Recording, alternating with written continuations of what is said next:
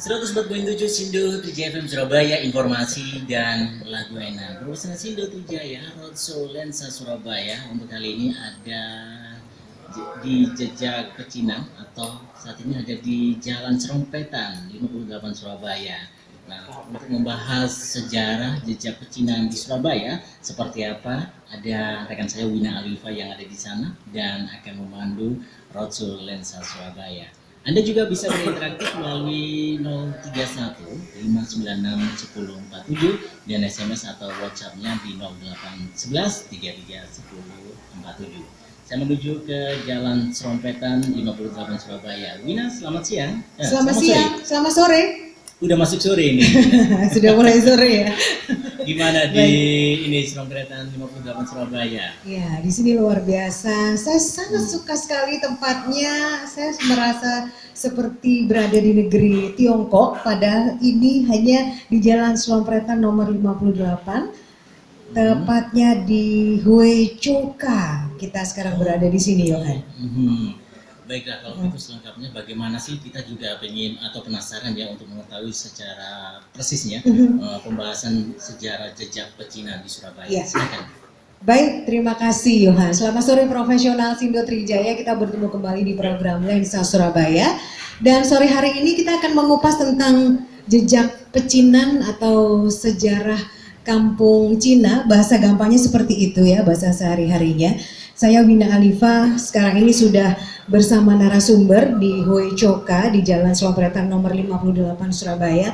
Saya yakin banyak di antara Anda yang tidak tahu tempat ini, tapi paling tidak sore hari ini kita akan tahu sejarahnya seperti apa. Dan sudah hadir sekarang narasumber, langsung saya sapa, ada Ibu Mayasari dari komunitas Jejak Pecinan. Kemudian Pak Ali Toyo, pembina perkumpulan Huichoka, juga yang selalu hadir Pak Irfan Haryanja, Ketua Paguyuban Pengelola Objek Wisata Kota Surabaya. Selamat sore Pak Irfan, Bu Maya, Pak Alif, apa kabarnya sore hari ini? Kabar baik semuanya ya? Selamat sore, baik semua Bu. Ya, saya juga mengucapkan selamat datang dan terima kasih untuk kedatangan rekan-rekan dari Universitas Hang Tuah Surabaya yang selalu hadir menyemarakan Lensa Surabaya. Ini bentuk kepedulian anak-anak muda kota Surabaya untuk peduli kepada sejarah dan budaya di kota Surabaya. Kita berikan tepuk tangan yang meriah dulu untuk acara kita sore hari ini. Baik, Anda profesional Sindo Trijaya, kalau misalnya sedang melintas di daerah Surabaya Utara, silahkan boleh langsung mampir ke Huichoka ini di Jalan Serompetan 58 Surabaya. Kita ngobrol-ngobrol di sini sampai dengan jam 4 sore nanti. Profesional Sindo Trijaya menurut Faber, masyarakat Tionghoa sudah ada di Surabaya sejak tahun 1411 yang awalnya menempati daerah di sebelah timur Kalimas. Masyarakat Tionghoa memegang peran penting dalam kegiatan perdagangan kota Surabaya. Dan pada awal abad ke-20 Surabaya berkembang menjadi kota dagang yang besar dan ramai. Bahkan dalam autobiografinya Presiden Soekarno menyebutkan Surabaya adalah kota pelabuhan yang sibuk dan ribut, lebih menyerupai kota New York. Luar biasa ya. Dan di Surabaya ini tempat yang termasuk sebagai wilayah pemukiman orang Tionghoa, itu ada di sebelah timur Jembatan Merah, kemudian daerah di sepanjang aliran Sungai Mas seperti Kapasan, kemudian Kembang Jepun, Jalan Panggung, Songoyudan, Bibis, dan Bongkara juga daerah-daerah di sekitarnya. Baik, untuk mengawali bincang-bincang kita sore hari ini, bisa dijelaskan Bu Maya atau Pak Alif yang akan menjelaskan tentang Huichoka dulu. Pak Alif atau Bu Maya, ini tempat apa sebenarnya? Pak Alif, silakan Pak Alif. Terima kasih para hadirin semua dan para pendengar Sindo Trijaya. Ya. Selamat sore. Ini tentang Huichoka, sebenarnya sangat panjang ceritanya ya. Yeah. Ini yang saya ketahui aja, mungkin bisa saya share kepada teman-teman semua. Pada waktu zaman masih kira-kira tahun 1820-an kurang lebih itu, Surabaya kan masih belum seperti Surabaya sekarang ini. Belum jadi kota besar seperti sekarang ini ya. Masih di sekitar Jembatan Merah. Jadi pada waktu itu daerah sini ini adalah tempat penguburan. Oh, tempat makam. penguburan. Makanya kan sekarang masih beristilah namanya pasar bong. Ada pasar bong ya Pak ya di Bong itu kan sebelah sana. kuburan.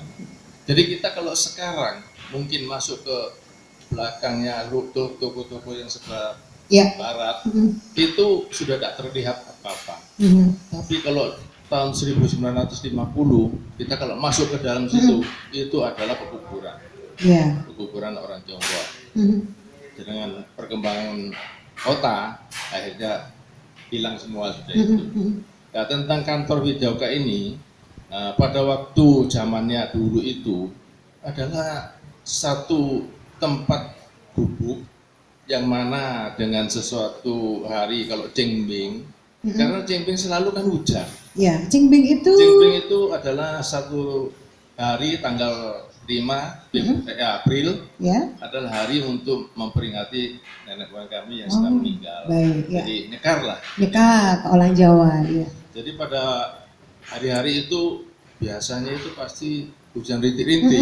Nah, jadi ini ada satu orang yang baik hati, gubuknya di sini ini dipinjamkan kepada teman-teman yang Nyekar. nyekar. Tempatnya ya di sini ini Pak Alif ya. Tempat ini. Oh, baik. Nah, terus lama-kelamaan sama pemiliknya disumbangkan kepada perkumpulan. Nah, perkumpulan pada waktu mulai dibentuk itu adalah perkumpulan dari nenek moyang kami yang keseluruhannya itu asalnya dari Provinsi Guangdong. Ya. Provinsi Guangdong Di Tiongkok. Oh, Jadi ini baik. kan memang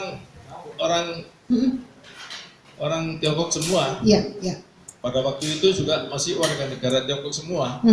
Jadi mereka itu bersatu di sini membangun dengan ya pada waktu memang kondisi juga kurang bagus. Masih zaman-zaman susah dulu ya Bu Maya ya. Ya. Kalau kita lihat yang tertempel di tembok belakang ini, itu ada sejarahnya mereka mengumpulkan uang mulai berapa set berapa rupiah.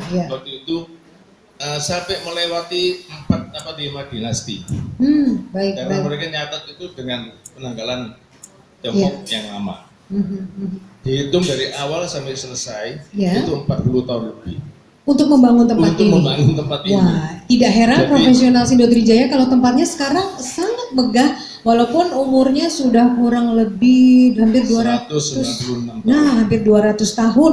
Megah sekali tempatnya di sini dan sebagian besar bentuknya juga masih asri. Kalau Anda mungkin bisa membayangkan keraton ya, ini juga sebagian konstruksinya dari kayu, masih awet sampai sekarang. Ini karena untuk mengumpulkan uangnya saja tadi butuh 40 tahun ya Pak Alif ya, sampai bisa membangun tempat seperti ini. Baik, itu sejarahnya seperti itu. Pak, ini untuk sehari-hari biasanya dijadikan tempat apa Pak Alif? Ya, sehari-harinya kalau sekarang itu hanya untuk kantor, baik, melayani anggota yang ada kepentingan, diantaranya mungkin yang sakit, ada yang kita tahu kabarnya mereka itu sakit dan kekurangan, kita bantu, terus juga yang meninggal, perlu bantuan untuk mengurusnya, kita bantu. Kalau hari Rabu sama hari Sabtu banyak masih anggota yang datang main siangji, makan kecil. Berarti Rabu seperti sekarang ini ya Pak ya? Oh iya. Main siangji. Ya, sekarang berarti ya ini Rabu bertepatan dengan ada kegiatan siangji tadi ya Pak ya. Berarti ini sebuah perkumpulan sosial ya Pak ya. Anggotanya ada berapa Pak? Betul. Nah, di sini semua kan anggotanya pernah kelewatan dari 1000. Nah, sekarang mungkin agak mengurang sedikit. Sekitar mungkin kurang lebih 900. Ya, masih banyak ya. Baik, saya ke Bu Maya Sari. Bu Maya, kalau saya lihat Bu Maya bisa dibilang generasi muda begitu ya dari komunitas di Hoejoka ini. Mengapa Ibu punya kepedulian yang tinggi begitu Bu untuk aktif di sini menggiatkan komunitas ini? Apa karena memang ada tanggung jawab moral sebagai salah satu warga Tionghoa untuk melestarikan budaya juga salah satunya? Terima kasih Mbak Linda.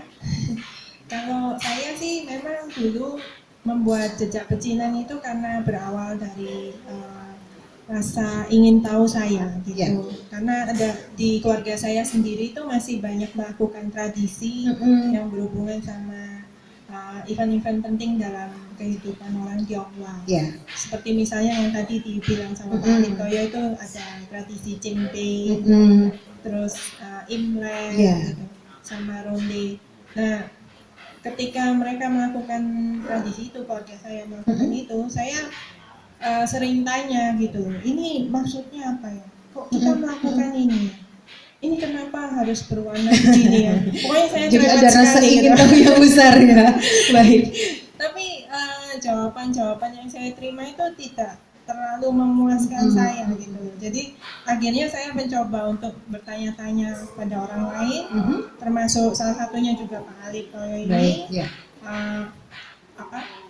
Apa ya maksudnya begini sehingga saya pikir ini sayang juga ya kalau cuman saya simpen sendiri gitu. Yeah. Jadi saya harus cerita nih sama teman-teman yang lain. Mungkin teman-teman yang lain juga pengen tahu. Betul. Tapi mereka juga bingung mau nanya sama siapa. Iya, gitu. betul.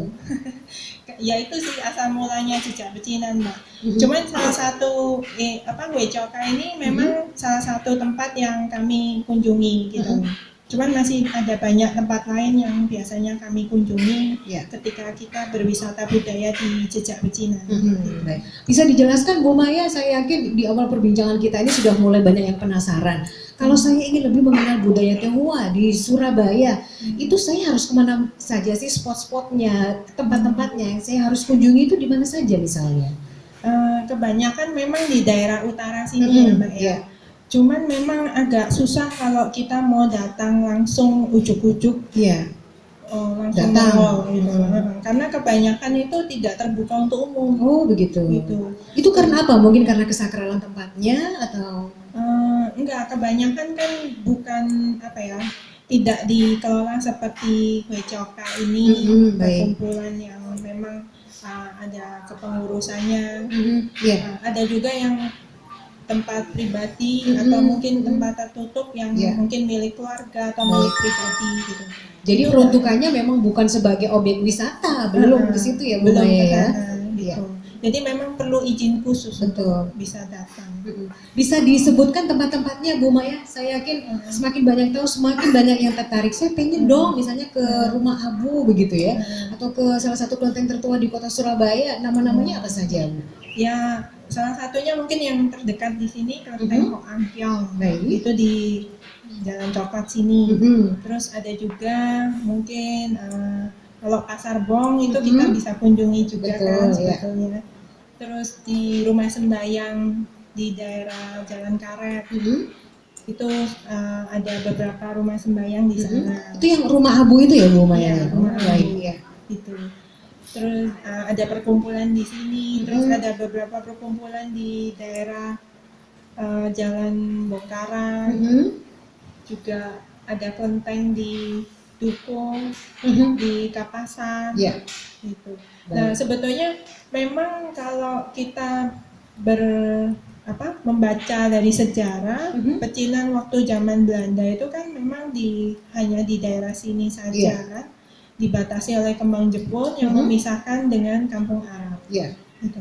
Tapi kenyataannya waktu saya cari cerita atau lokasi yang berhubungan dengan budaya Tionghoa ini, ternyata kita melebar sampai ke area Jagalan, habis gitu ke daerah ada yang di Cokro Aminoto. Oh sampai Cokro Aminoto sana?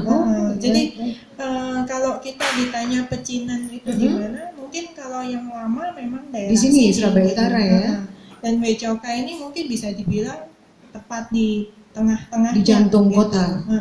Baik.